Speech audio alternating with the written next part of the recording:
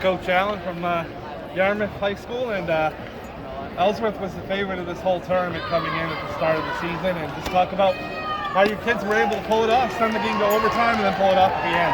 All I can tell you is that somehow all season we've been at our best when things look the worst. We seem to thrive on adversity, and that's just a credit to their character.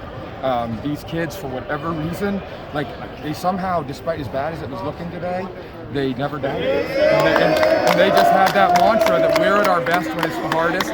We knew every bit how good Ellsworth was, and they were kicking our butts for large parts of that game. But we just hung around, and they hung around, and dealt with foul trouble and all kinds of stuff, and they just pulled it off at the end. It's just the grit of those kids. Yeah, they were up by 10 with about 4.5 minutes to go, and somehow you guys were able to claw back in. What changed at that point, down 10? I think sometimes there's a momentum shift that you can't always explain. We hit a couple shots, we got a few more stops, we stopped fouling a little bit. I think the refs really let both sides play, and then next thing you know, the game just sort of shifted over to us a little bit. It slowed down in the second half. The first half we were so sped up, and then even the third quarter a little bit.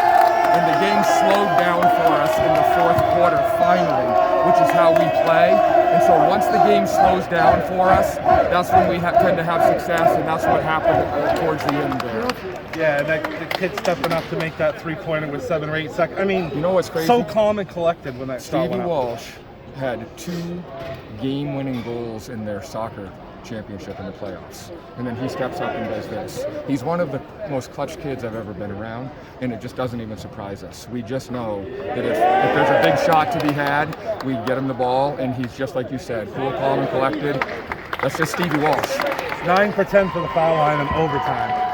Yeah, I mean, that's a lot Pete, right? That's a lot Pete Sy-Hodges. 8 for 8. Pete's a gamer as well. I mean, that's what we have enough gamers on this team that when it mattered most, they stepped up and did their job. At the end of the day, someone's got to make great plays, and we just had a number of people do it. I don't know what else to say, man. Our kids just stepped up. They get all the credit in the world. Congratulations.